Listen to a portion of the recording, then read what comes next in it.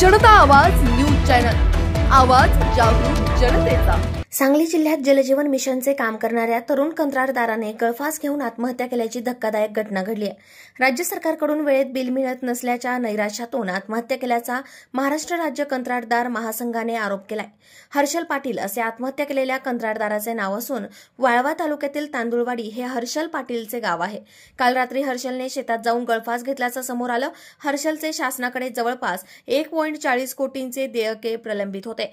तसेच सावकार व इतर आर्थिक लोकांकडून त्याने जवळपास 65 लाखांचे कर्ज घेतले होते। त्यांच्या परिवारास शासनाने तातडीने आर्थिक मदत व प्रलंबित देयके द्यावे, तसेच शासनाने कंत्राटदारांची सर्व विभागाकडील देयके तातडीने देण्याची व्यवस्था करावी, अशी मागणी महाराष्ट्र राज्य कंत्राटदार महासंघ व राज्य अभियंता संघटनेचे राज्य अध्यक्ष मिलिंद भोसले, महासचिव सुनील नागराळे यांच्यासह पदाधिकाऱ्यांनी केली आहे। मी मिलिंद भोसले, महाराष्ट्र राज्य कंत्राटदार महासंघ राज्य अभियंता संघटना अध्यक्ष तसेच महाराष्ट्र जलजीवन मिशन संघटना ग्रामीण पाणीपुरवठा महाराष्ट्र शासनाच्या जलजीवन मिशनच्या कडे काम करणारे आमचे सांगलीचे कंत्राटदार बंधू माननीय हर्षल पाटील वय वर्ष 35 वर्ष यांनी काल सांगली येथे गळफास घेऊन आत्महत्या केली आहे। याचं कारण म्हणजे जलजीवन मिशन मध्ये त्यांचे जवळपास 1.5 कोटी रुपयाचे देयक गेल्या वर्षभरापासून प्रलंबित होते आणि ते बिल मागण्यासाठी ते कायम तगादा लावत होते शासनाकडे, परंतु शासनाने बिल दिलेले नाही।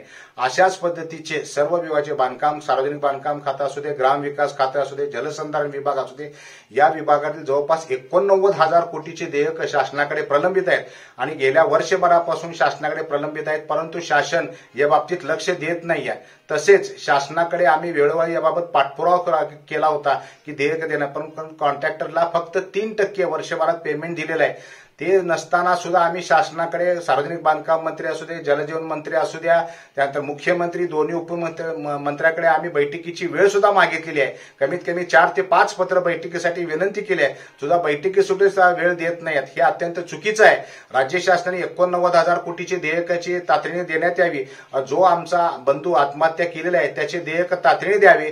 त्याची जी पत्नी आहे आणि त्याची एक लहान मुलगी आहे 5 वर्षाची, यांना सुद्धा न्याय इंजिनिअरिंगचं शिक्षण पूर्ण केल्यानंतर कंस्ट्रक्शन लाईनमध्ये काम करू लागले। त्यानंतर कोल्हापूर या ठिकाणी त्यानं नळ योजनेचं काम केलं। त्यानंतर तांदवडीत जलजीवन 2022 नंतर जलजीवन मिशनची कामं चालू झाली आणि त्यानं त्यात सक्रियता घेतली। तांदवडी, कनेगाव अनेक गावातून त्यानं चांगली कामं केली। त्यामुळं जिल्ह्यात इतर ठिकाणी सुद्धा याची मागणी व्हायला लागली। तो काहीतर आपलं नाव मोठं करायचं, कुटुंबाचं नाव मोठं करायचं या ओघानं कामं घेत गेला, पण शासकीय बिलं त्याला वेळेत मिळालं नाहीत आणि त्याचे आर्थिक जे पैसे उपलब्ध करून घेतले त्याच्यामुळं त्याचं देणं झाल्यामुळं आज त्याच्यावर हा प्रसंग आला आणि आज तिची 5 वर्षाची मुलगी आहे,